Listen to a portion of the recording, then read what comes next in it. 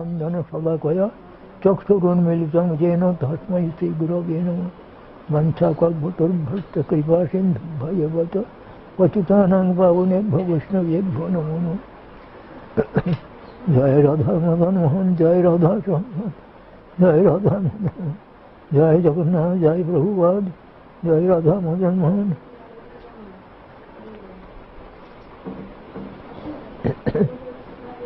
আমি তখন বলছিলাম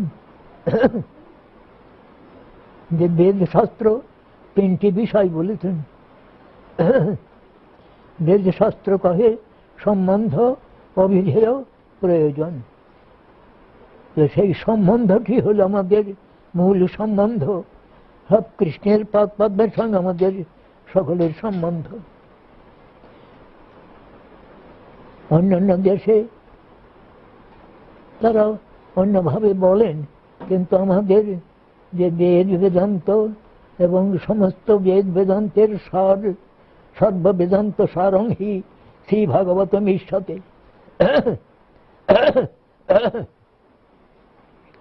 সমস্ত বেদ বেদান্তের সার হলেন শ্রীমদ্ ভাগবত, সর্বশাস্ত্র সার। আর শ্রীমদ্ ভাগবতেও বলছেন সর্ববেদান্ত সারং হি শ্রী ভাগবতম ঈশতে তদ্রসামৃত তিক্তস্য নান্যত্র সদ্রতিক কথিত।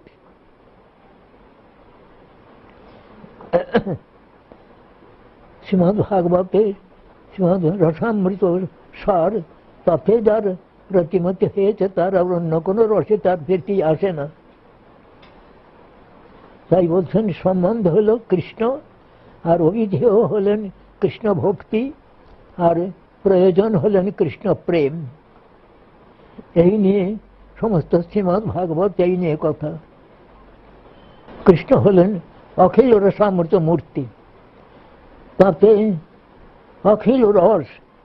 সে রসের একটা দিয়েছেন, রসের হলো 5টি মুখ্য রস আর 7টি গৌণ রস। 5টি মুখ্য রস হল শান্ত, দাস্য, সখ্য, বাৎসল্য আর মধুর।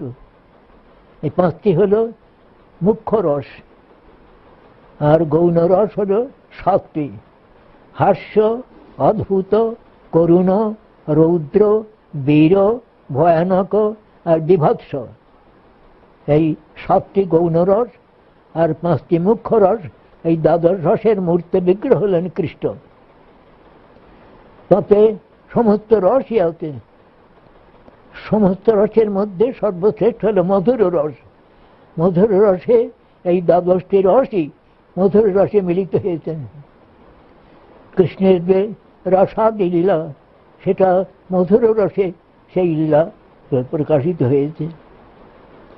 তবে আমরা সেই মধুর রসে প্রবেশাধিকার না পেলে মধুর রসের যে সৌন্দর্য, মাধুর্য, তা আমরা উপলব্ধি করতে পারবো না। সেই জন্য ক্রমে ক্রম দিয়েছেন শ্রী চৈতন্য চরিতামৃতে শ্রীরূপ গোস্বামী প্রেম লাভের ক্রম দিয়েছেন, সনাতন গোস্বামী প্রেম লাভের ক্রম দিয়েছেন। সেইটি আমরা ক্রমে আমরা বলতে যাচ্ছি। তো আমি কিন্তু এখন বেশি শাস্ত্রের ব্যাপারে যাব না, আমি মোটামুটি কথাটি আমি বলব। তখন আমি বলেছিলাম প্রেম লাভের ক্রম দিচ্ছেন আদৌ শ্রদ্ধা, তত সাধু সঙ্গ, অর্থ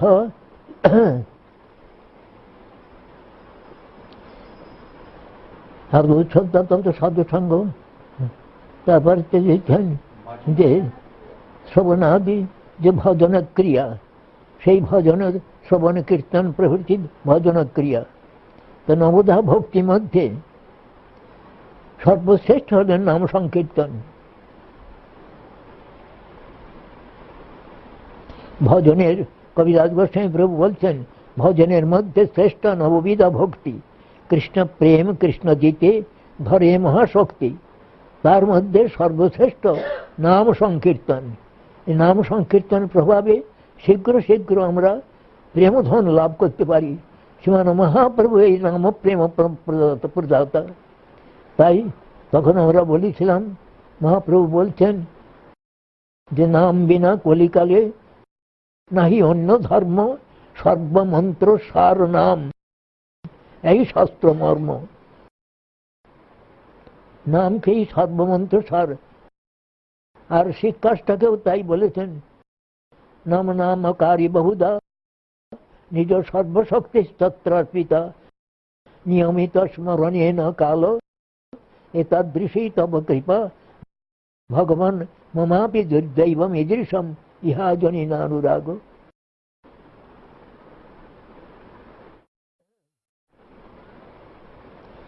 ঐশ্বর্য মাধুর্য বেদে শ্রী ভগবানের নাম বহু প্রকার। সেই নামেতে ভগবান তার সর্বশক্তি আহিত করেছেন। সর্বশক্তি নামে দিলা করিয়া বিভাগ। যেমন কৃষ্ণও সর্বশক্তিমান, কৃষ্ণের নামেতেও তেমনি সর্বশক্তি বিভক্ত হয়েছে। আবার নামী হতেও নামের মাহাত্ম্য বেশি বলেছেন। নাম নামকারী বহুধা নিজ সর্বশক্তি তত্ত্বার্পিতা। আর নাম গ্রহণে কোনো কালাকাল নিয়ম একটা অমুক সময় নাম করতে হবে, অমুক সময় নাম করতে হবে, তাতে নেই। বলছেন খাইতে সইতে যথা তথা নাম লয়, দেশকাল নিয়ম নাহি সর্বসিদ্ধি হয়। নামেতে সমস্ত শক্তি নিহিত করে যে কৃষ্ণ হইতে আবার কৃষ্ণের নামের মহিমা আরো বেশি বলেছেন। সর্বশক্তি ভাগ করে দিয়ে বিভাগ করেছেন। আবার কৃষ্ণ হতেও কৃষ্ণের নামের মহিমা অধিক বলেছেন। তো সেই আমরা ক্রমে বলছি, আদর শ্রদ্ধা তত সাধু সঙ্গ, তত ভজন ক্রিয়া, ওই শ্রবণ কীর্তন আদি, তত অনর্থ নিবৃত্তি, ভজন শ্রবণাদি। ভজন করতে করতে আমাদের অনর্থ মানে কি? অর্থ মানে হলো প্রয়োজন।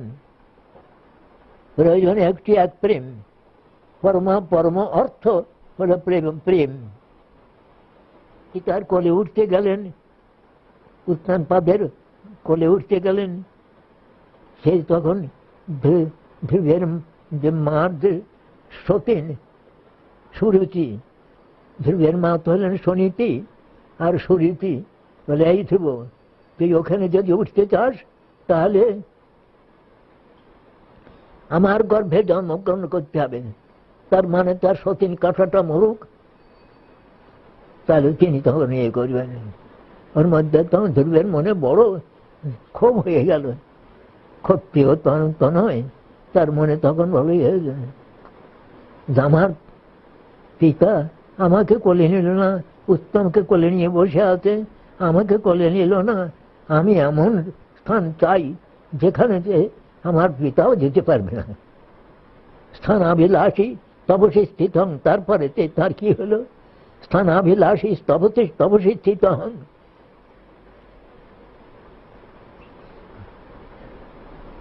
স্থানাভিলাষী তপসী প্রাপ্তবান দেব মুনীন্দ্র গুদ্ধম কাচং বিচ্ছিন্নপি দিব্যরত্ন স্বামীন কৃতার্থমে বরং ন যাতে। ধ্রুব বলছেন, আমি উচ্চস্থানে ধ্রুব যখন পেলেন, তারপরে বলছেন যে উচ্চস্থানের অভিলাষী হয়ে, হে ভগবান, আমি তোমার পদ্ম আরাধনা করতে গিয়েছিলাম, স্থানাভিলাষী তপসী স্থিত, তপস্যায় স্থিত হয়েছিলাম, কিন্তু আজ আমি খুঁজছিলাম কাঁচ খুঁজছিলাম, কয়েকার কাঁচ খুঁজছিলাম, কাঁচ খুঁজতে খুঁজতে দিব্যরত্ন পেয়ে গেছি। আর আমার অন্য কিছুতে দরকার নাই, তুমি আমাকে সেই প্রেমধন আমাকে প্রদান করো।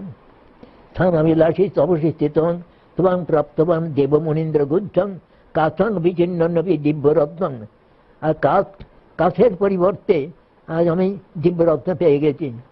স্বামীন কৃতার্থস্মি বরং না যাচ্ছে, আমি আর অন্য কোনো বর চাই না, আমি কৃতার্থ হয়েছি।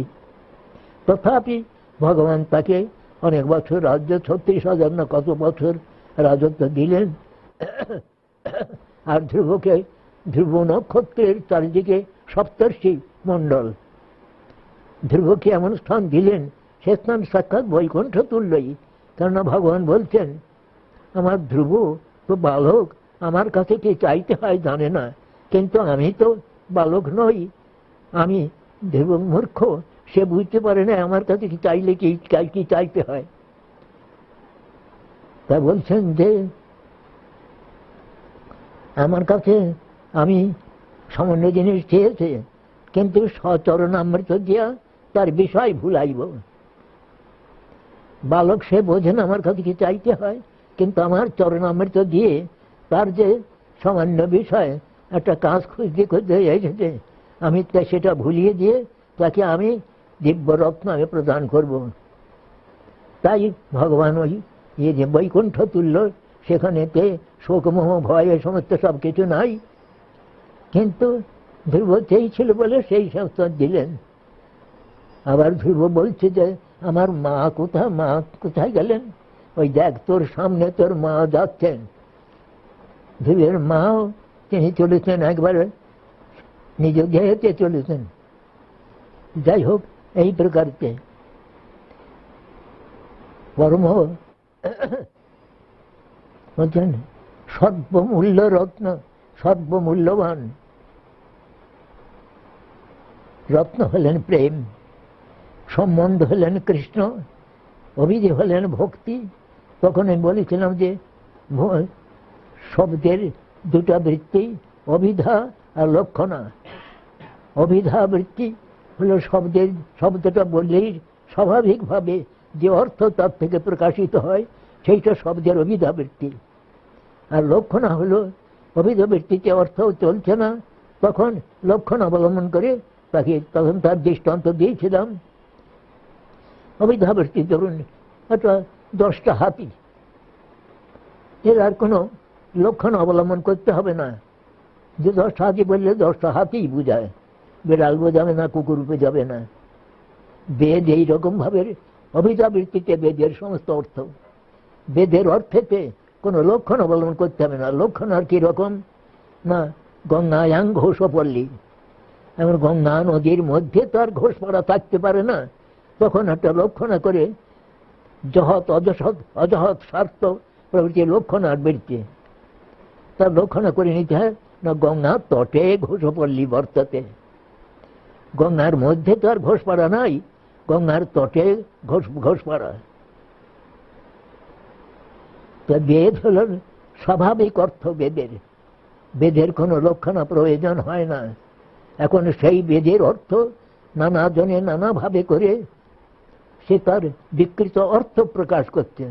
সেইটি শ্রী ভগবান তিনি বেদব্যাস রূপে শ্রীমদ্ ভাগবত রচনা করে বেদের যে প্রকৃত অর্থ স্বার্থ সেইটি লিখেছেন। দন্তচ্ছয় বফল আকার থয় রে স্বার্থ, স্বার্থ সেটা বলেছেন, নিজ অর্থ, বেদের যে অর্থ প্রকৃত অর্থ সেইটি বলেছেন। সেই অর্থ দেয় এই 3টি বিষয়তে, কৃষ্ণ, কৃষ্ণ ভক্তি, কৃষ্ণ রস, কৃষ্ণ প্রেম। তাই সেই প্রেম লাভের ক্রম বলতে বলছেন আদৌ শ্রদ্ধা, তত সাধু সঙ্গত ভজন ক্রিয়া, তত অনর্থ নিবৃত্তিসার, তত নিষ্ঠা, রুচিস্তত যথাশক্তি, তত ভাব, তত প্রেম। এই প্রেমের একটা ক্রম দিলেন। শ্রদ্ধা হল দৃঢ় বিশ্বাস যে কৃষ্ণ ভক্তি করলে সর্বকর্মকৃত হয়, এটা হলো সুদৃঢ় বিশ্বাস। তবে শ্রদ্ধাতে, শ্রদ্ধা যখন হয়, শ্রদ্ধা হল ভক্তিলতার বীজের স্বরূপ। গুরু কৃষ্ণ প্রসাদে পায় ভক্তিলতা বীজ। গুরুর প্রসাদে, গুরুর অনুগ্রহে কৃষ্ণের অনুগ্রহ, আবার কৃষ্ণের অনুগ্রহে সদ্গুরু লাভ, এ প্রকার হয়। গুরু কৃষ্ণ প্রসাদে পায় ভক্তিলতা বীজ। তো ভক্তিলতা বীজ হলো শ্রদ্ধা। শ্রদ্ধাবান জন হয় ভক্তি অধিকারী। সেইটি বর্ণন করছেন। শ্রদ্ধা দিলেন, শ্রদ্ধা সহকারে গুরুপাদ পদ্মাশ্রয় করলাম। তা আমি নিজে যদি করতে যাই গুরুপাদ পদ্মাশ্রয়, তো যে আমাকে একটু ভালো রসগোল্লা খেতে দেবে গুরু, সে আমি তাকে গুরু করে বললাম। কিন্তু এই গুরু করতে হলে তখন আমার মহাজনের পথ অবলম্বন করতে হবে। সদ্গুরুকে তাকে আমাকে জানতে হবে এবং তার কৃপা প্রার্থনা করতে হবে। তিনি কৃপা করলে আমি প্রকৃত সদ্গুরু লাভ করতে পারি। সেই সদ্গুরুই আমাকে প্রেমধন দেবেন। আমাকে প্রেমধন বিনা ব্যর্থ দরিদ্র জীবন দাস করি বেতন মরে, দেহ প্রেমধন। প্রেমধনই হলেন মহামূল্য ধন, হলেন প্রেমধন। তাই ক্রমে ক্রমে ক্রমে ক্রমে আমাদের বলেছেন, শ্রীমদ্ ভাগবতের সেই প্রেমধনের কথা বলছেন। সেটি আমাদের শ্রী চৈতন্য চরিতামৃতে শেষের দিকে দিয়েছেন, মধ্যের শেষের দিকে দিয়েছেন যে ইষ্টে সারসিকী রতি পরমাবিষ্টতা ভবেৎ তন্ময়ী যা ভবেদ ভক্তি শাস্ত্র রাগাত্মিকোদিতা। ইষ্টে সারসিকী মানে স্বাভাবিকই, ইষ্ট হলেন রাধা গোবিন্দ, তাতে সারসিকী রতি, কৃষ্ণতে সারসিকী রতি, স্বাভাবিকই রতি। ইষ্টে সারসিকী রতি পরমাবিষ্টতা ভবেৎ, পরমাবেশময়ী স্বাভাবিকই রতি। সেইটি ব্রজবাসীর ভক্তির নাম হলো, এই শুদ্ধ ভক্তির নাম হলো রাগাত্মিকা। রাগাত্মিকা ভক্তি, রাগস্বরূপা। রাগাত্মিকা মানে হলো রাগস্বরূপা। রাগ মানে ক্রোধ নয়, রাগ মানে হলো অনুরাগ, তাতে আসক্তি। অনুরাগময়ী ভক্তি হলো ব্রজের। তাদের ব্রজের মূল হলো বিষয় বিগ্রহ হলেন কৃষ্ণ, আর আশ্রয় বিগ্রহ শিরোমণি, তিনি হলেন রাধারানী। তিনি হলেন সর্বশক্তি, লাদিনী শক্তি। লাদিনী সার প্রেম, প্রেম সার ভাব, ভাবের বিভাব, এই সমস্ত সব কথা রয়েছে। এখন এই দেখছি, এই যে প্রেমটি, বিষয়, প্রেমের বিষয় হলেন কৃষ্ণ, প্রেমের আশ্রয় হলেন রাধারানী সর্বশক্তি। যেমন চৈতন্য চরিতামৃত আরম্ভের প্রথমেই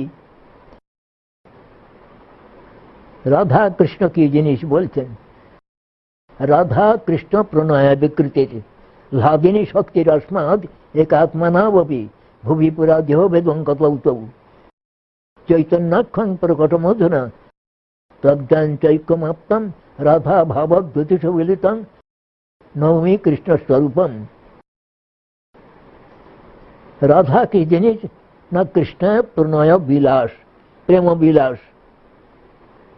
রাধা কৃষ্ণ প্রণয় দিয়ে বিকৃতি মানে একটা দুধে দই দিলাম, দুধে অমলে দিলাম, দই হয়ে গেল, এরকম বিকৃতি নয়। বিকৃতি এখানে হলো বিশেষ কৃতি, হলো বিলাস, প্রেম বিলাস।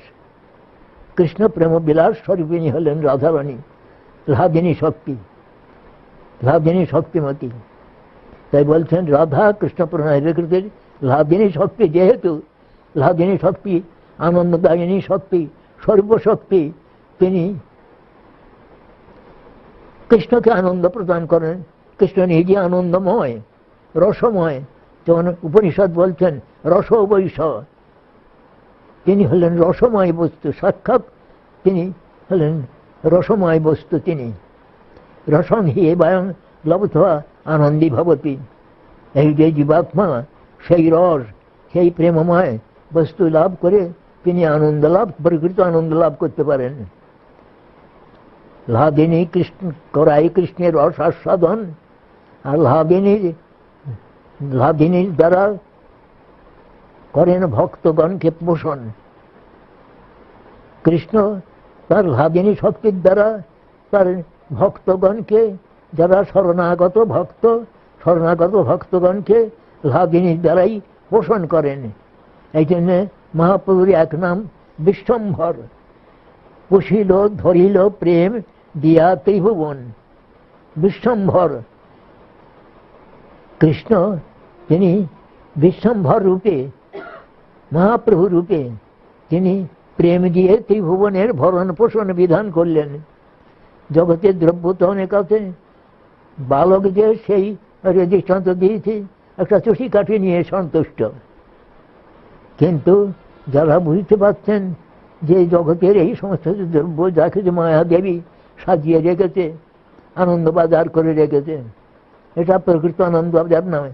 যেমন আমরা জগন্নাথের মন্দিরে আনন্দ বাজার, মহাপ্রসাদ, মহাকৃপা, সেখানে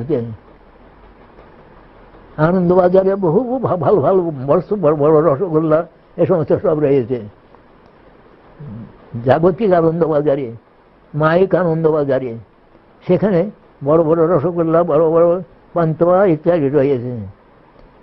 কিন্তু ভক্ত কি জান, নয় ওই যে জগন্নাথের মহাপ্রসাদ, যে ব্রহ্মা শিব প্রভৃতি সকলেই যে প্রসাদের জন্য লালায়িত, তারা এসে ভিক্ষা করেন।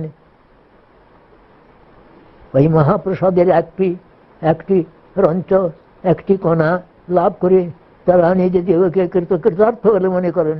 সমস্ত দেবতারা জগন্নাথ সাক্ষাৎ এখানে ভোজন করছেন, সেই ভক্ত জগন্নাথের যে ফেলালব, জগন্নাথের যে উচ্ছিষ্ট, ভোজনের ছিষ্ট, সেইটি নেবার জন্যে ব্রহ্মা শিবাদি তারা এসে লালায়িত হন সেইটি পাবার জন্যে। আর আমার মতন সমস্ত লোক কোথায় বড় বড় রসগোল্লা আছে, কোথায় পান্তুয়া আছে, তাই খুঁজে বেড়ায়। তো এইটি হলো মায়াদবী আমাদের প্রলোভন দিয়ে আমাদের স্বরূপের যে বৃত্তিটা, সেটা আমাদের বসে করি মানে আচ্ছাদিত করে, স্বরূপের বৃত্তিটা আচ্ছাদিত করে দেয় মায়াদেবী। যে অজ্ঞানে না আবৃতং জ্ঞানং কেন মধ্যান্ত যন্তব। মায়াদেবী তার অজ্ঞান দ্বারা আমাদের জ্ঞানটাকে, দিব্য জ্ঞানটাকে আচ্ছাদিত করে আমাদেরকে ভুলিয়ে রাখেন। অজ্ঞানে আবৃতং জ্ঞানং তেন, সেই জন্যে মানুষ সমস্ত অনিত্য ব্যাপারে মুগ্ধ হয়ে পড়ে। আমরা অনিত্য ব্যাপারে মুগ্ধ হয়ে পড়ি, কিন্তু মূল বস্তু যে কৃষ্ণ আর রাধারানী দুটি মূল বস্তু, সে বস্তুর প্রতি আমাদের ইয়ে হয় না। যেখানে দেখি ভালো, আমার চোখে যেটা ভালো হয় সেটা মায়াদেবী আমার চোখটাকে গোলমাল করে দিয়েছে।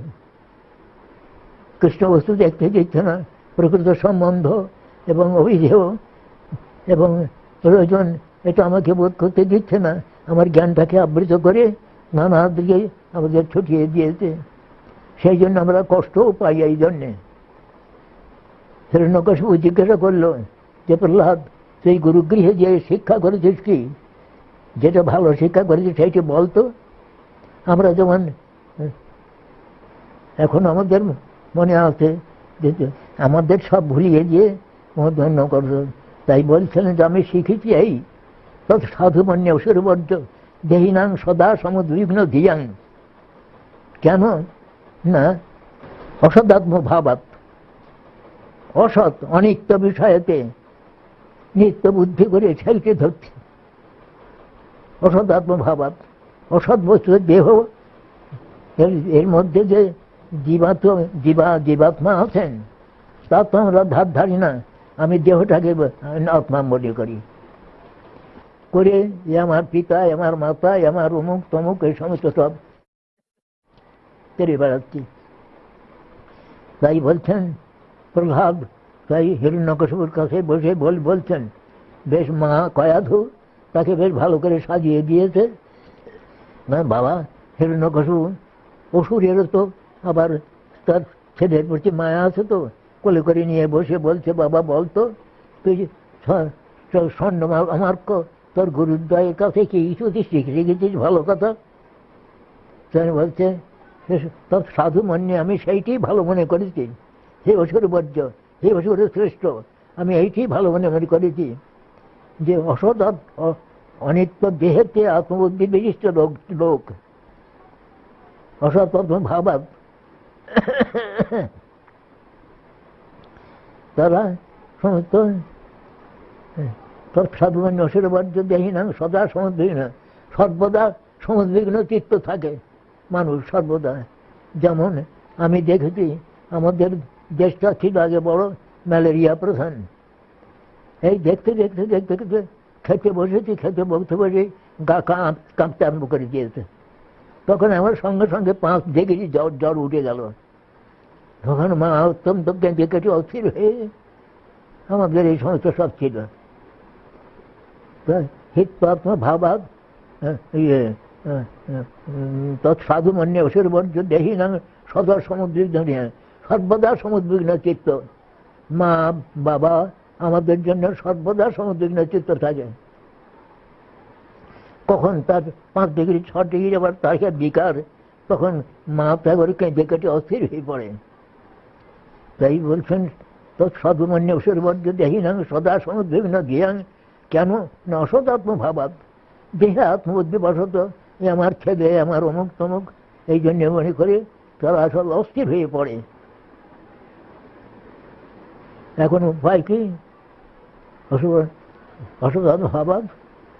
হ্যাঁ, হিত্বাত্মা পাপং গৃহম অন্ধকূপম। সুতরাং এই অন্ধকূপ সদৃশ গৃহটা ছেড়ে দিয়ে বনঙ্গত যত হরিমাশ্রয়িত, বনে গমন করে হরিকে আশ্রয় করতে হবে। তখন আবার হিরণ্যকশিপু অহংকার করে উঠেছে, স্বর্ণমার্গকে ডাকলো, আমার ছেলে তো একটা বালক, একটু জন্ম না, আমি তোমাকে পালন করে দিয়েছি, কোনো বিষ্ণুর ভক্ত টক্ত যেন নিয়ে এসে আমার ছেলেটাকে মতিভ্রম না করে দেয়। তোমরা নিশ্চয়ই মতিভ্রম করে দিয়ে কোনো বিষ্ণু ভক্ত এসে আমার ছেলেটার মাথা খারাপ করে দিয়েছে। মাথা খারাপ মানে বিষ্ণু নাম করেছে। সাধুমান্য সুরবর্য দেহি নাম সদা সমুদ্র ধ্যান অসদাত্ম ভাবাদ হিত্পাত্মা পাতং গৃহম অন্ধকূপম। অন্ধকূপ সদৃশ এই গৃহটাকে ছেড়ে দিয়ে বনে গিয়ে হরিভজন করাটাই হলো। কিন্তু আবার বন বলতে বলছেন যে বনে গিয়েও তো সেখানেতে ওই 6টা যে শত্রু কাম ক্রোধ লোভ মোহ মদ মাৎসর্য, সেখানে তো ধাওয়া করে, সেখানে ছাড়ে না। আমাদের দেশে একবার দেখছি, আমাদের পরপারে ওই অমৃতবাজার, আমাদের গঙ্গানন্দপুর যে গ্রামের মাঝে কপোতাক্ষ নদ, আমরা কপোতাক্ষী বলি বটে, কিন্তু ওর নাম হলো কপোতাক্ষ নদ। ওই নদের ধারেইতেই মাইকেল মধুসূদন জন্মগ্রহণ করেছেন। তা আমাদের ওপারের লোক, তার মধ্যে সব ছেলে হয়তো ওপারে কলেরা ধরেছে, একবার এসে গিয়ে কলেরা ধরেছে। তার এপারে আসতে যেপারে বাঁচবো, তো ওখান থেকে বীজ নিয়ে এসে এখানেও চলে যাচ্ছে। তাই সে মানুষ ছোটে, এই জন্য আমরা ওখানে গিয়ে বাঁচতে পারি, কিন্তু ভগবান না বাঁচলে কেউ বাঁচতে পারে না। তাই বলছেন যে হিত্মাত্ম গৃহম অন্ধকূপম বনঙ্গত যত হরিমাশ্রয়িত। সেই বনটা কি প্রকার না, বলছেন যে ভয়ং প্রমাত্তস্য বনেষ্ঠ বিশ্বাস যত সহস্রপত্ন।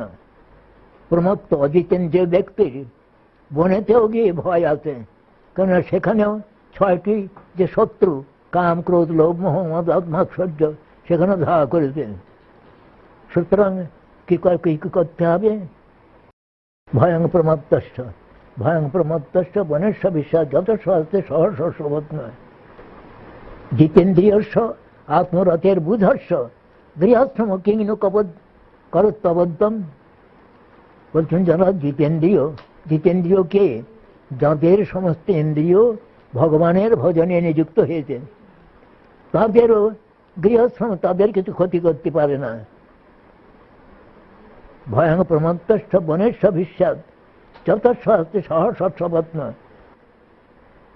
জিতেন্দ্রিয়স্য আত্মরথের বুধস্য, যিনি আত্মার সঙ্গে যা রমণ হচ্ছে,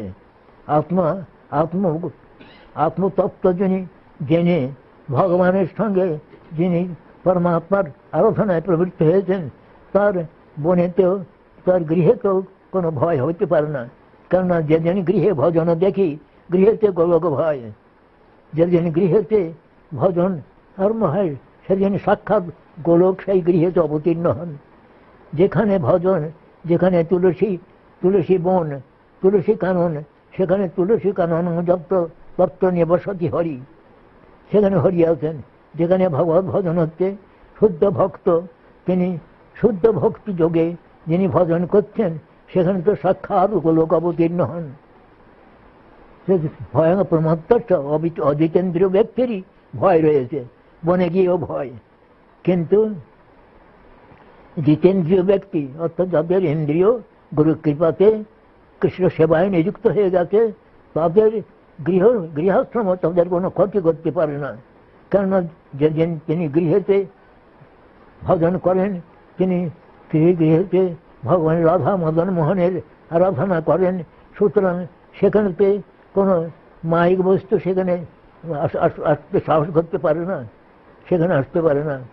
মায়া সেখানেতে যাহা, যেখানে সূর্য সেখানে কিছু একটা অন্ধকার আসতে পারে। যেখানে সাক্ষাৎ সূর্য রয়েছেন, যেখানে কৃষ্ণ সূর্য বর্তমান, সেখানে কোনো মায়িক অন্ধকার সেখানে প্রবেশ করতে পারে? সুতরাং ভগবত ভজন করতে পারলে সেখানে আর কোনো বিপদ নাই, নতুবা ওই বিপদে এসে উপস্থিত হয়। কিন্তু হিরণ্যকশিপু দেখছে যে এর মাথাটা খারাপ হয়ে গেছে, আমার সমস্ত সবাই এরা কি বলে, আমার যে স্বর্ণমার্ক গুরু, ওরাই আমার শত্রু, পরমশত্রু। বিষ্ণুর কোনো ভক্তকে দিয়ে আমার ছেলেপিলের মাথা খারাপ করে দিয়েছে। তখন সেদিন বকে টকে খুব করে দিল। তারপর অবশ্য সে একবারে যে প্রহ্লাদ তখন সমস্ত সব বলে দিলেন, শ্রবণং কীর্তনং প্রভৃতি সব বলে দিলেন। দেখ, সে আপনারা সকলেই জানেন। এই যে হলো ভগবান, এই প্রকারেতে আমাদেরকে কৃপা করেন। তিনি কৃপা না করলে আমরা সদ্গুরু পেতে পারি না। সদ্গুরুর পরামর্শ ক্রমে আমরা ভগবত ভজনে প্রবৃত্ত হতে পারি না। আবার ভগবত ভজন করতে গিয়ে কেউ বলছে আমাকে ঠাকুরের কাছে ভালো বউ চাচ্ছে, কেউ টাকা চাচ্ছে, পয়সা চাচ্ছে, এই সমস্ত সব হচ্ছে। কিন্তু মহাপ্রভু শিক্ষা দিচ্ছেন ন ধনং, শুদ্ধ ভক্ত তিনি চাচ্ছেন কি ন ধনং ন জনং ন সুন্দরীং কবিতাং বা জগদীশ কামায়ে মম জন্মনীশ্বরে ভবতাৎ ভক্তির হইতু কই। আমি ধন জন নাহি মাগি, কবিতা সুন্দরী, শুদ্ধ ভক্তি দেহ কৃষ্ণ মোরে কৃপা করি। শুদ্ধ ভক্তি হলো এই, যেখানেতে কর্মের যে নানা প্রকার কামনা বাসনা, জ্ঞানের যে মুক্তি বা ইত্যাদি বাসনা, এ সমস্ত সেখানে কর্ম, জ্ঞান, যোগের নানা রকম সিদ্ধি বাসনা, এখানে কিছু নাই। শুদ্ধ ভক্তিতে প্রার্থনা এই যে অহৈতুকী ভক্তি, কোনো হেতুমূলা নয়। যেমন প্রহ্লাদকে যখন ভগবান বললেন, প্রহ্লাদ তুই আমার কাছে বর নে, তখন প্রহ্লাদ বলছেন যে ঠাকুর, তাহলে আমাকে তুমি বঞ্চনা করছো, আমি তোমার কাছে আমি ব্যবসাদারি করতে বসেছি। যস্ত আশাস্তে নশাবৃত্ত সবই বণিক। যে ভগবানের সেবার পরিবর্তে তার কাছে কিছু চায়, আমাকে এ দাও তা দাও এ দাও, সে তো হলো বণিক, ব্যবসাদার। তার ভক্তি কোথায়? একজনে শুদ্ধ ভক্তি নাম দিয়েছেন অহৈতুকী ভক্তি। তার কোনো হেতু থাকবে না তার, আমি এই জন্যে আমি ভক্তি করলাম তোমাকে, তুমি আমাকে এই জিনিস দাও। আমাদের ভক্তি হলো সেই হয়তুকী ভক্তি। কোনো 5টা পয়সা দিলাম, তার কাছে 5 লক্ষ টাকা চেয়ে নিলাম, আমাকে এ দাও তা দাও, আমার কন্যার বিয়ে করে দাও, ভালো করে দাও, এ করো তা করো। এবার দেখো 5টা পয়সা দিয়ে, 5 পয়সার হরিনোট দিয়ে একেবারে 5 লক্ষ টাকার ইয়ে করে নিলাম, প্রার্থনা করে নিলাম। কিন্তু আমাদের প্রার্থনীয় বিষয় কেবল প্রেম। প্রেম ধন বিনা ব্যর্থ দরিদ্র জীবন, দাস করি বেতন মরে দেহ প্রেমধন। যারা বুদ্ধিমান তারা সেই প্রেমধনের প্রার্থী। সেই প্রেমধনের কথাই বলছেন যে ব্রজগোপীগণ আর কিছু চায় না, তাদের কেবল কৃষ্ণই তাদের প্রেম। সেই প্রেমটি কি প্রকার দেখুন না, যে ভগবানকে স্বাভাবিকই একটি ভক্তি, স্বাভাবিকই ভালোবাসা তাঁরা যে ভালোবাসতেন। মা ছেলেকে ভালোবাসে, সেখানে একটু তার যে ছেলে বড় হবে, বড় হয়ে চাকরি করবে, তার চাকরিতে আমি যে ছেলে যেখানে চাকরি করে সেখানে বাসা করব ইত্যাদি, তারও সেখানে ইচ্ছা থাকে। কিন্তু শুদ্ধ ভক্ত যিনি, তার কোন রকমের প্রার্থনা থাকে না যে আমি তোমাকে ভজন করলাম, আমাকে এ দাও তা দাও, এ সমস্ত প্রার্থনা থাকবে না। ওই প্রেম একমাত্র প্রার্থনা। তাই বলছেন যে অন্য ইয়েতে রাগাত্মিক ভক্তি, ব্রজবাসীর হলো নাম হলো রাগাত্মিক, রাগস্বরূপা ভক্তি। তারা অনুরাগময়ী, তাদের ভক্তির নাম হলো অনুরাগময়ী। সেখানে বলি ইষ্টে, ইষ্টে সারসিকী রতি, ইষ্টে সারসিকী রতির পরমাবিষ্টতা ভাবে তন্ময়ীরা ভাবে ভক্তি ছাত্র রাগাত্মিক অদিতা, একেই রাগস্বরূপ বলে। ইষ্টে সারসিকী, স্বাভাবিকই। কিরকম একটা দৃষ্টান্ত দেখুন, মা যেমন তার ছেলেকে ভালোবাসে, তার মধ্যে স্বার্থ থাকতে পারে, কিন্তু স্বার্থের নিঃস্বার্থ ভাবটা বলছি আর কি, ধরে যেতে। মা ছেলেটাকে ভালোবাসতে, তার সমস্ত প্রাণ দিয়ে তাকে ভালোবাসতে। মা প্রসব করলো ছেলেটাকে, সে তার নিজের যে প্রসব যন্ত্রণা সব ভুলে গিয়ে আমার ছেলেটা বেঁচে আছে কিনা সে আগে তাকে দেখবে। কুকুরটা মস্ত বড় একটু দুটো তিনটে বাচ্চা এ করলো, তার সে নিজের প্রসব যন্ত্রণা ছাড়িয়ে দিয়ে সে কুকুরটাও সেই তার ছেলেগুলো হাতে বেঁচে। আবার কুকুরটা আবার যে ইয়ে কুকুর, মানে পুরুষ কুকুরটা, সে আবার ছেলে খাইয়ে দেয়। ওর মা এমন করে তাকে রক্ষা করে যে সেই পুরুষ কুকুরটাকে আসতে দেয় না, তাকে রক্ষা করে মা। এ তো এবার পশু পক্ষীর মধ্যেও এ প্রকার একটা কিরকম ভালোবাসা দেখুন। আর এই ভালোবাসাটা, তাদের ভালোবাসা হলো হয়তো কি ভালোবাসা, আর আমাদের ভালোবাসা হবে হয়তো কি ভালোবাসাটা। তার মধ্যে কোনো প্রকার কামনা বাসনা এ সমস্ত থাকবে না। কামনা বাসনা থাকলেই সেটা আর হয়তো কি হলো না, হয়তো কি হয়ে গেল। তাইতেই আমাদের দৃষ্টান্ত দেওয়া যাচ্ছে। ব্রজবাসীর কৃষ্ণে হয় স্বাভাবিকই রতি। স্বাভাবিকই রতির দৃষ্টান্তটা হলো এই প্রকার। আর এই সমস্ত দিয়েছেন রাধারানীর সঙ্গে। স্বরূপ শক্তি তিনি হলেন রাধারানীর সাক্ষাৎ ভাগিনী শক্তি। তিনি স্বরূপ শক্তির কায়ব্যূহ হলেন রাধারানীর কায় বিস্তার, হলেন অন্য গোপীগণ।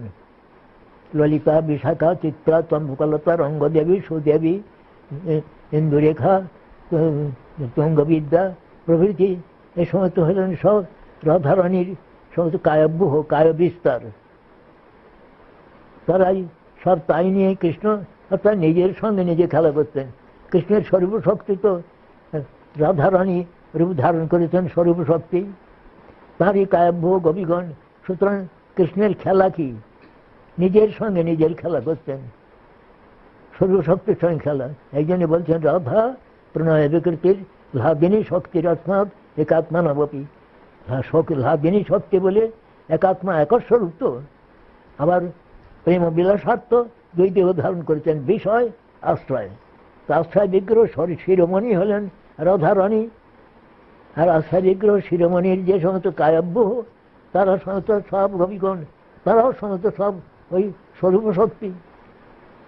সুতরাং নিজের সঙ্গে নিজেই খেলা করতেন।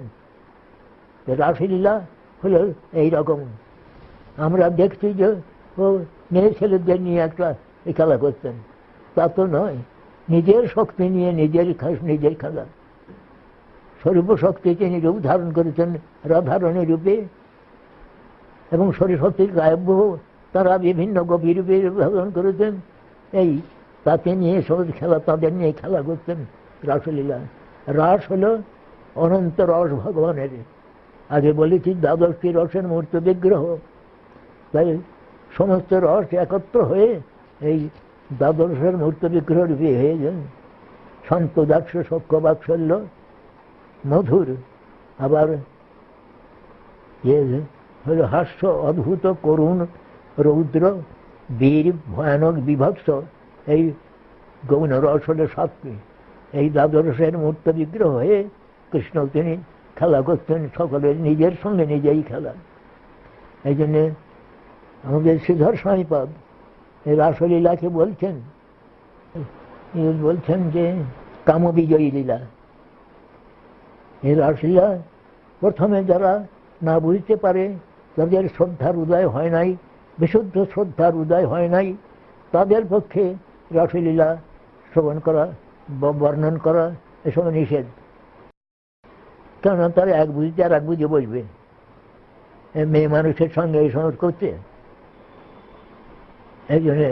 কিন্তু যখন সেই প্রকৃত বিষয়টা বোঝে যে স্বয়ং ভগবান, তিনিই তো আত্মারাম, আত্মক্রীড়া, তিনি নিজের সঙ্গে নিজে খেলা করছেন, এরা তো সেই স্বরূপ শক্তি। রাশি যে রাধারানী প্রভৃতি এবং রাধারানী সখীগণ, এরা তো সব স্বরূপ শক্তি, আলাদা জিনিসটা নয়। এই জন্যেই শ্রীধর সাহেব নাম দিলেন কামবিজয়ী লীলা। এই রাসলীলা শ্রবণ কীর্তন করলে এটা সমস্ত আমাদের যে প্রাকৃত কাম আছে, সেই কাম দূর হয়ে যে অপ্রাকৃত কাম, মদনমোহন তিনি, সেই তাকে পাওয়া যায়। অপ্রাকৃত কামদেব হলেন মদনমোহন, তো সেই মদনমোহন পাওয়া যায়।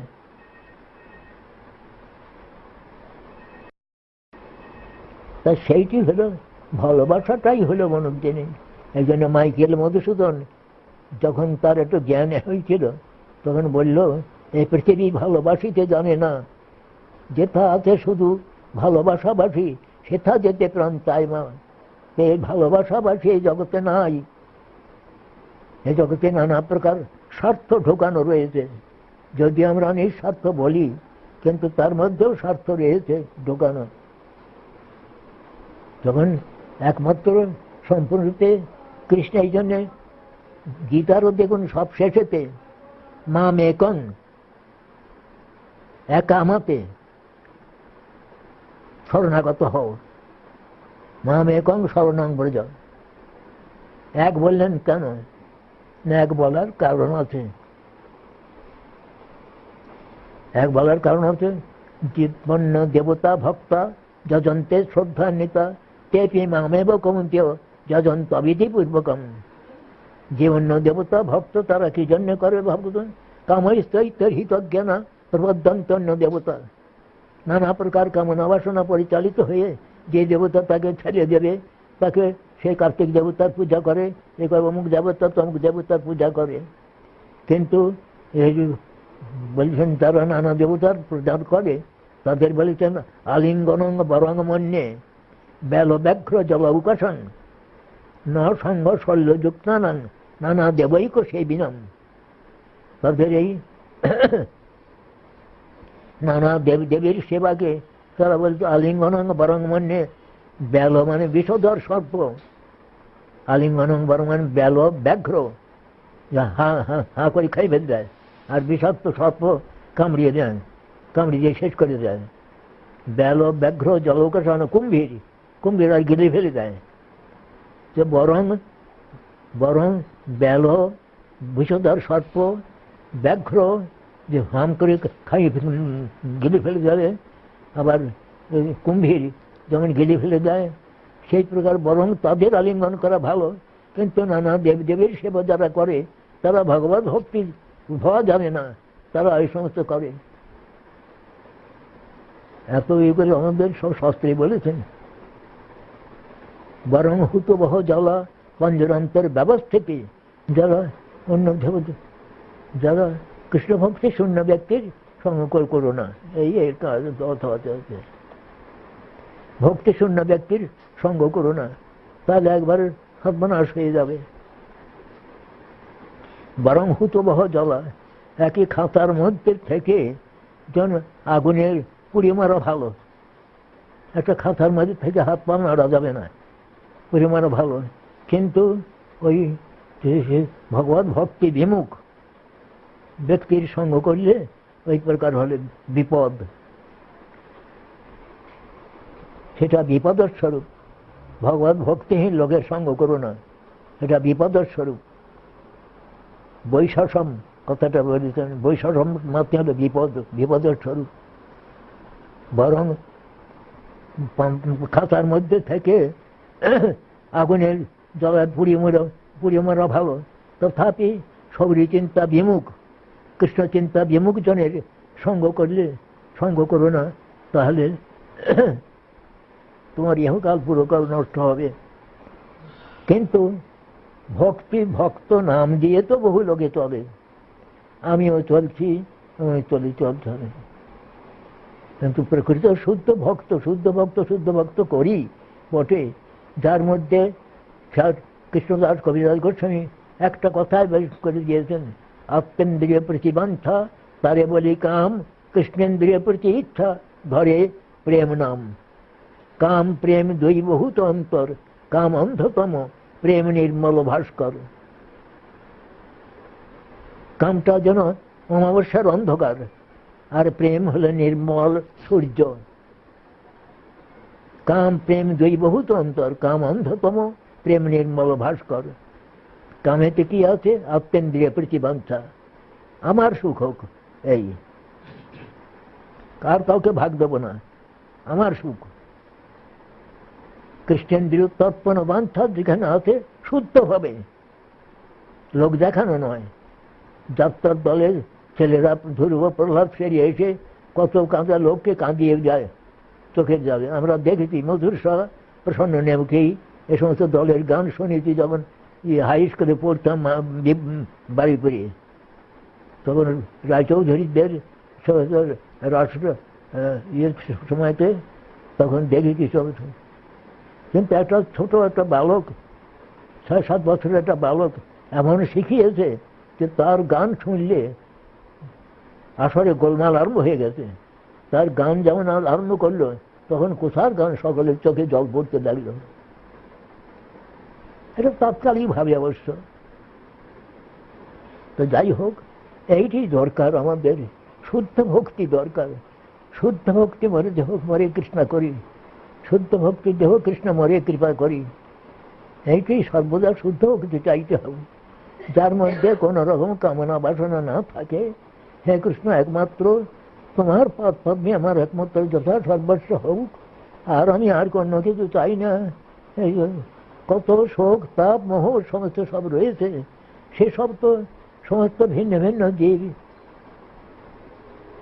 আমরা এক শোকে থেকে জমলাম, এ বললাম বললাম, কিন্তু তারপরে দেখা যাচ্ছে যে কেউ কারোর কোন কাম ধারে না। মৃত্যুর পর একটা ইয়ে হয়ে কি বলে কর্ম ফলবাধ্য হয়ে এক একটা জীব আমার কাছে আসছে, আপনার কাছে আর অন্যের কাছে আসছে, সে আবার চলে গেল, তার কর্ম শেষ হয়ে গেল, চলে গেল। সে দৃষ্টান্ত দিয়েছেন যে এ মায়া প্রপঞ্চময় ভবের রঙ্গমঞ্চ মাঝে, কেউ সেজে এসেছেন পিতা, কেউ সেজে এসেছেন মাতা, আবার রঙ্গভূমির অভিনয় যখন চলে গেল তখন সব শেষ হয়ে গেল, এরকম দিয়েছেন। কিন্তু আমাদের একমাত্র হলেন কৃষ্ণ। আমি তো তোমার, তুমি তো আমার, কি কাজ অপরধনে। প্রত্যেকেরই আছে যে কৃষ্ণ আমার, আমার কৃষ্ণ। কৃষ্ণকে যখন আমার হৃদয়ের ধন করে নিতে পারবো, তখন আমার ওই বিষয়ে এই কামনা হবে, আমি অন্য কোনো বিষয় চাই না। হে কৃষ্ণ, তুমি আমাকে যদি কিছু দাও, তাহলে আমাকে শুদ্ধ ভক্তি প্রদান করো। না ধনং না জনং না সুন্দরীং কবিতাং বা জগদীশ কাময়ে, মম জন্মনি জন্মনীশ্বরে ভবতাৎ ভক্তির হইতু গীতই। তো ভালোবাসাটা আমরা ভালোবাসি করি, কিন্তু এখানে ভালোবাসাবাসী মধ্যে সব স্বার্থ বিজড়িত। কিন্তু সেখানকার ভালোবাসা, রাধারানী যে কৃষ্ণকে ভালোবাসতেন, সে কৃষ্ণ মথুরায় গেলে সে যে পাগলিনীর মতন হয়েছেন, আজ কৃষ্ণকে কুরুক্ষেত্রে দেখেছেন, আজ এসেছেন কুরুক্ষেত্রে সমন্ত পঞ্চকে সূর্যগ্রহণ বহুকাল পরেতে একটা সূর্যগ্রহণে একটা মস্ত বড় পর্ব এসে গেছে। সেই কুরুক্ষেত্রেতে সমন্ত পঞ্চকে ব্রহ্ম সরোবরে স্নান করবার জন্যে বহু রাজেন্দ্র সমস্ত সব এসেছেন বিভিন্ন স্থান থেকে নানা প্রকার কামনা বাসনে নিয়ে। কিন্তু কৃষ্ণ বললেন যে দারুককে, দারুক তুমি আমার রথ বহু ঐশ্বর্য সম্ভার দিয়ে আমার রথ সাধন করো, আর আমাকে ওই রাজ পোশাক দাও, আমি সমস্ত রাজ পোশাক পরব। কৃষ্ণ বহু রাজ পোশাক পরে একবারে মহারাজ চক্রবর্তী হয়েছেন, আর দারুকেও রথ সাধনা করতে বলে একবার যে বহু ঐশ্বর্য সম্মান দিয়ে সাজিয়েছেন। কিন্তু কৃষ্ণের মনে ইচ্ছা কি না, ওই যে ব্রজবাসীরাও তো এত বড় পর্ব, তারাও তো আসবে, তাহলে সেখানে একটু এসে আমার তাদের মধ্যে আবার রাধারানীর সঙ্গে মিলনটা হলো সর্বশ্রেষ্ঠ মিলন, সেই কতক্ষণে আমি তাদের দেখব। কিন্তু বাইরে তাদের একটা চমক দেওয়ার জন্যে আছে, ঐশ্বর্য নিয়ে আসে। তাই সেই এসে মিলিত হয়েছেন। প্রথমে নন্দ বাবার সঙ্গে মিলন হচ্ছে। প্রথমে পুরুষ যারা যে কৃষ্ণের যেমন তারা সব আত্মীয়, পূর্বের আত্মীয়, বাবা নন্দ বাবা তার কাছে গিয়েছেন। নন্দ বাবা চিন্তা করে রেখেছেন, আমার গোপাল এসেছে, গোপালকে আমি কত কথা বলবো, গোপালকে একটা কথা বলছে বললেন গোপাল গোপাল বলে তিনি নিরুত্তর হয়ে গেলেন, চোখের জলে বুক ভাসালেন। আর কৃষ্ণ চোখের জলে বুক ভাসিয়েছেন। কৃষ্ণকে বাবা দেখছেন, আমার সেই গোপাল, আমার সেই ননিতরা গোপাল, সেই দেখছেন বাবা। আর তখন গোপালও জব্দ হয়েছেন পিতার কোলের মধ্যে এসে, তারও চোখে জল পড়ছে। তিনি যে চোখের জল বন্ধ করতে পেরেছেন তা নয়। তারপর বাবা একটু ছেড়ে দিলেন, আরো সকলি আছে, সব শেষে তার মার কাছে ছেড়ে দিলেন। মা কত বলবে, বাবা তুই আমাকে ছেড়ে গেলি, এই চলনি। আর সে মার করে কাছে আর থাকতে পারলেন না। সেখানে তো অন্যান্য সকলের সঙ্গে মিশে ক্রমে ক্রমে ক্রমে ক্রমে রাধারানীর সঙ্গে মিশতে দিলেন। রাধারানীর সঙ্গে বলছেন, রাধারানীর প্রেম রস আস্বাদন করবার জন্য বলছেন, আমার কথা তোমার খুবই মনে ছিল। এই তখন আরম্ভ হয়ে গেল, তুমি বলছো কি, তুমি পূর্বে তুমি উদ্ধবকে দিয়ে আমাকে জ্ঞান উপদেশ করেছো, এখন তুমি আমাকে বলতে তোমার কথা মনে আছে কেন? তো আমরা কি যোগী? আমরা আসন প্রাণায়াম ধ্যান ধারণা করে তোমাকে আমরা হৃদয়ে ধারণ করতে যাব? তুমি বলো কি? তুমি সমস্ত কথা ছেড়ে দাও। আনের হৃদয় মন মোর মন বৃন্দাবন, মনে মনে এক করি মানি, আমার হৃদয় বৃন্দাবন ভাবময়। আমার সমস্ত কথা তুমি দিয়ে আমাকে আর জ্বালা দিও না। যদি সত্য সত্যই তুমি আমাকে কৃপা করো, তাহলে হে কৃষ্ণ তুমি ছেড়ে দাও এই এই এই রাজবেশ, এই হাতে ঘোড়া, এসব তো ছেড়ে দাও।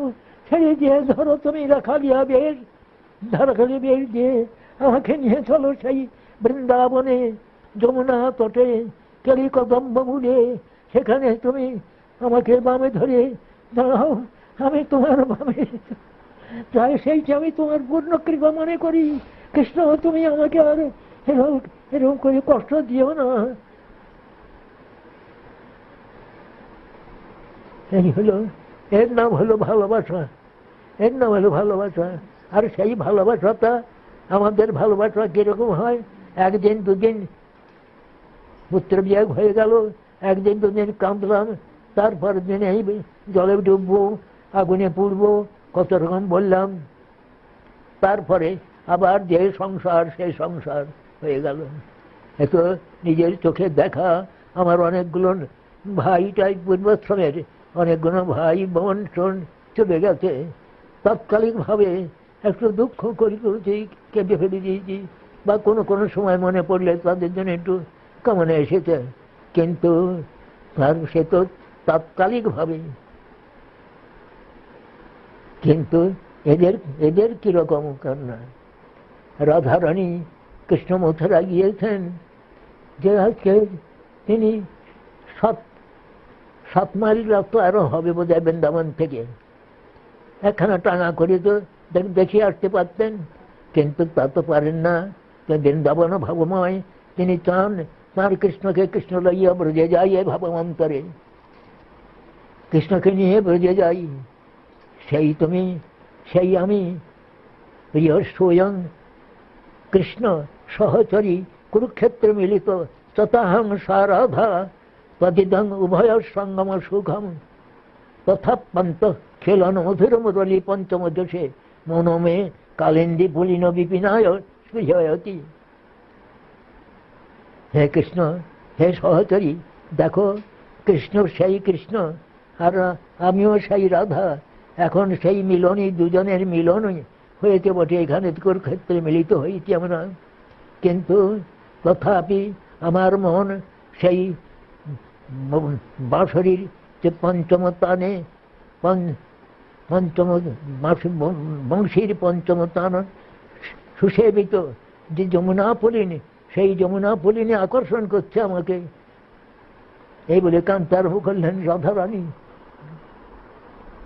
তখন কৃষ্ণ তাকে আর কি করে বলতে পারেন, তখন সান্ত্বনা দিলেন, এই কজন অসুরকে মেরেছি, এখন দু একজন আছে, তাদের মেরে আমি তোমার কাছে শীঘ্রই যাচ্ছি। গিয়েছেন বটে। এই ভাব বাবা, একটা সম্পূর্ণ স্বাভাবিক প্রীতি, এর মধ্যে কোন রকম ভাবে এ নাই। এই জগতে সঙ্গে একটা দৃষ্টান্ত দেওয়া যায় না, অসমর্থ দৃষ্টান্ত, এর আর অন্য কোনো দৃষ্টান্ত নাই। কিন্তু আমরা দৃষ্টান্ত দেওয়ার জন্য জগতের সমস্ত দেখি, এগুলো শোক, কিন্তু তাদের শোক এরকম শোক নয়। তাদের নিত্য বস্তুর জন্যে তারা বিরহ কাতর হয়েছেন, তাদের নাম হয়েছে বিপ্রলম্ভ বা বিরহ। মিলন আর বিরহ প্রেমের দুইটি অবস্থা, একটি হয়েছে মিলনেতে আর একটি হয়েছে বিরহেতে। উভয়তেই প্রকৃত আনন্দ, উভয়তে রসবৈষ বস্তু, কৃষ্ণ রসবৈষ, উভয়তে রস ছাড়া নয় ওটা। কিন্তু জগতের আনন্দ নাই, জগতে সে আনন্দ নাই। কিন্তু ওই যে মাধবেন্দ্র পরিপাদ সেই আনন্দ রস আস্বাদন করে বলছেন, ওই দীনদয়ার্দ্রনাথ হে মথুরনাথ কদাবলক্ষসে হৃদয়ং তদলোক কাতরং দ্বৈত ভ্রাম্যতি কিং করম। আজ তিনি মথুরনাথ বলতে তার প্রাণ ফেটে যাচ্ছে। রাধারানী সহসা বলছেন না, আজ তুমি বৃন্দাবন চন্দ্র বৃন্দাবননাথ ন, রাধানাথ ন, আজ তুমি মথুরানাথ, কুবজাত, তুমি কুবজাত নাথ হয়েছ তুমি। এই বলে রাধারানী চোখের তলে মুখ ভাসাচ্ছেন। কৃষ্ণ আর পারলেন না।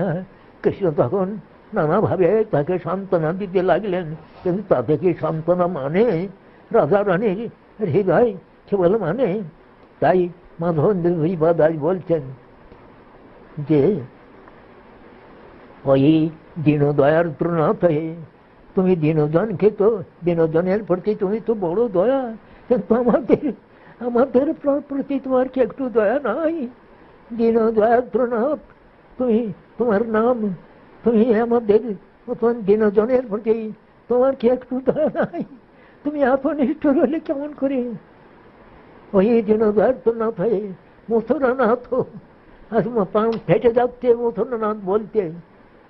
ওই মথুরানাথ কদাবলক্ষসে, বলো তোমাকে আর কবে তোমাকে দেখতে পাই, কবে তোমাকে আর দেখবো? কদাহং বলক্ষসে হৃদয় তদলোক কাতরম, তোমাকে না দেখে আমার হৃদয়টা যে বড় কাতর হয়ে পড়েছে। বলো আমি কি করি? ভ্রাম্যতি, আমার সমস্ত সব ঘুরিয়ে, আমার মাথাটা সব আমার ঘুরিয়ে যাচ্ছে, আমার কিছু ঠিক না, আমি কি করি বলো? আমি তোমার বিষয়টা আমি কি করি বলো? আবার রাধারানী ব্যবস্থা করছেন, না মরিব মরিব সখী, নিশ্চয় মরিব, নিশ্চয় আর এ দেব ছাড়বো না। কিন্তু কানু হেন কোন নিধি, কারে দিয়ে যাব? এই বল, আমি কার কাছে দিয়ে যাব? এই বলে ব্রজের প্রেম আমরা কি নিয়ে আছি? সামান্য একটা সেই ছেলে পেলের মতন একটা সুশি কাঠি নিয়ে আমরা দিন কাটাই। কিন্তু সেই ব্রজের প্রেম হলে এই কৃষ্ণ বলতে, ক বলতে, যেমন প্রহ্লাদ মহারাজ অবশ্য অনেক নিম্নস্তরের বটে, কিন্তু প্রহ্লাদ মহারাজ ক বলতে একবারে যে তিনি হিরণ্যকশিপু তাকে গলায় পাথর ভেজে তাকে সমুদ্রে ফেলে দিয়েছে, যে সমুদ্রে যে পাথরের উপর বসে সে ক বলতে কেঁদে অস্থির হচ্ছেন। প্রহ্লাদ মহারাজ। কিন্তু তার থেকে অনন্ত গুণে জ্যেষ্ঠ হলেন শ্রী রাধারানী। কখন কৃষ্ণ বলতে তাঁদের প্রাণটা কি প্রকার হচ্ছে তা আমরা বলে বুঝাতে পারবো না। যাত্রার দলের মতন অবস্থা হবে। যাত্রার দলের ছেলে এসে তাৎকালিকভাবে একটু কেঁদে দেখালো যে আমাদের কি কি অবস্থা। কিন্তু কবে আমাদের সেই দিন হবে এইটি প্রশ্ন। সেদিনের উপায় কি? নয়, উপায় দিয়েছেন আজ মহাপ্রভু। আজ মহাপ্রভু উপায় দিয়ে দিয়েছেন। তিনি নাম প্রেম নিয়ে এসেছেন। প্রেম ধন দেওয়ার জন্য তিনি ব্যস্ত হয়েছেন। নিজে প্রেম প্রেম ফল আস্বাদন করছেন আর সকলকে দেওয়ার জন্য ব্যস্ত হয়েছেন। আর বলছেন আমি একা মালিক, আমি কাহা কাহা যাব, একা বা কত ফল পাড়িয়া বিলাব।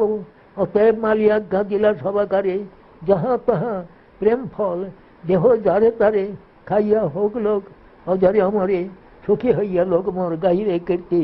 ভারত ভূমিতে হইল মনুষ্য জন্ম যার, জন্ম সার্থক করো করি পরোপকার। প্রত্যেক জীবাত্মার দায়িত্ব আছে। আর একটি জীবাত্মাকে নষ্ট করে দাও, ওকে মারো, ওকে ধরো, ওকে অব্রাহ্মণ, ওকে এ করো, এসব নাই। এই জন্যে বড় দুঃখ দুঃখী কথাটা বলেছেন। সনাতন গোস্বামীকে প্রণাম করছেন।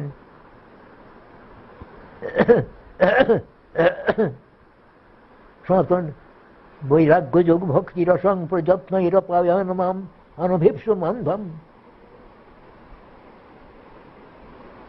বড় দুঃখ দুঃখী কৃপাম্বুধির বড় দুঃখ দুঃখী সনাতনং তং প্রভুমাশ্রয়ামি।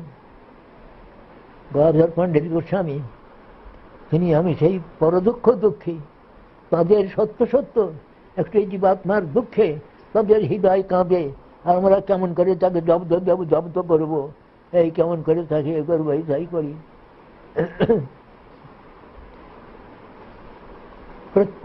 প্রত্যেক জীবাত্মা তো কৃষ্ণের নিত্য দাস। সেই যদি একটা দাস যদি কোনো বিপদে পড়ে, তাকে কি আমার তাকে জব্দ করতে হবে না? তার জন্য আমার পরের দুঃখে আমার